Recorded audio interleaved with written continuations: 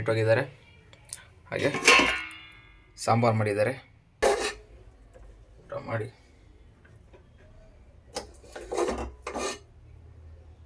ಅಮ್ಮ ಎಲ್ಲ ಮಾಡಿಟ್ಟು ಹೋಗ್ಬಿಡ್ತತೆ. ನನಗೋಸ್ಕರ ಮಾಡ್ಕೊಂಡ್ಬಿಟ್ರೆ ಮುಗೀತು. 11 ಗಂಟೆ ಆಗಿದೆ.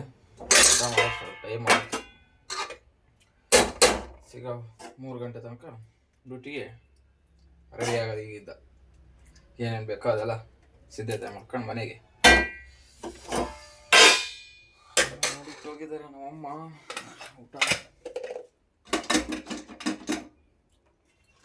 ನಾವು ರೆಡಿಯಾಗಿದ್ದೀವಿ ಉಣ್ಣಕ್ಕೆ. ಊಟ ಮಾಡ್ಕೊಂಡು ಆರಾಮಾಗಿ ಊಟ ಮಾಡಿ ಜಾಲಿಯಾಗಿ ಹೋಗೋದು.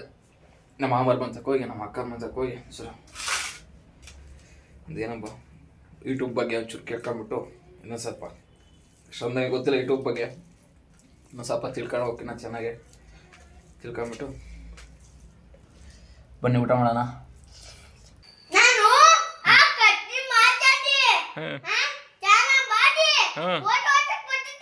ಫೋಟೋ ಹೊಡ್ಸಕ್ ಬತ್ತಿ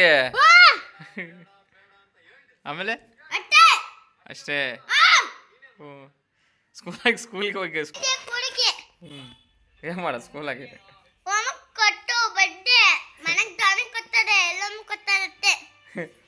ಅಮ್ಮನ ಪ್ರೀತಿ ಎಷ್ಟಿರುತ್ತದ ನೋಡಿ.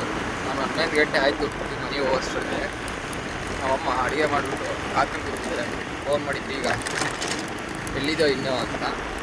ನಾವು ಹೋಟ್ಲ್ ಹತ್ರ ಇದ್ದೀನಿ ಅಂದೆ. ಹೌದಾ ಅಂತವ್ರಿಗೆ ಆಮೇಲೆ ಹೇಳಿದೆ ಬರ್ತಾ ಇದ್ದೀನಿ ಅಂತ. ಸರಿ ಬಾ ಅಂತ ಬಂದ್ಬಿಟ್ಟು ಊಟ ಮಾಡ್ಕೊಂಡು ಹೋಗಿ. ಎಷ್ಟು ಕಷ್ಟ ಇದೆ ನೋಡಿ. ನಮ್ಮಮ್ಮ ನನಗೋಸ್ಕರ ಕಾಯ್ತಾ ಇದ್ದಾರೆ. ಎಷ್ಟು ಪ್ರೀತಿ ಇರ್ಬೋದು ಮಕ್ಕಳಲ್ಲಿ. ಋಣ ಅನ್ನೋದು ಸುಲಭ ಅಲ್ಲ ಸಿಗೋದು. ನೋಡಿ ಬನ್ನಿ ಮಾಡ್ಕೊಂಬಿಟ್ಟಿರುತ್ತೆ. ಈಗ ಬರಲಿಲ್ಲ ಫೋನ್ ಮಾಡಿ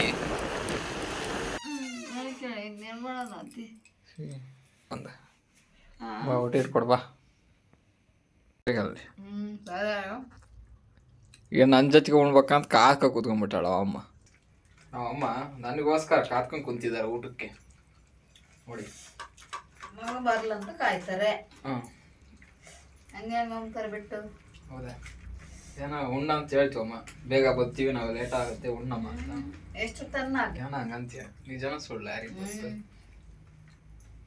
ಅದು ಜನ ಹಂಗೆ ಮಾಡ್ತೀನ. ಮತ್ತೆ ಊರಾಗಿದ್ದ ಮತ್ತೆ ನಾವು ಒಬ್ಬಳೇ ಇದ್ದಲ್ಲ ಮತ್ತೆ ಹೆಂಗ್ ಒಬ್ಬಳು ಇದ್ದಾಗ ಹಂಗೆ ಮಾಡ್ತಿದ್ದೆ.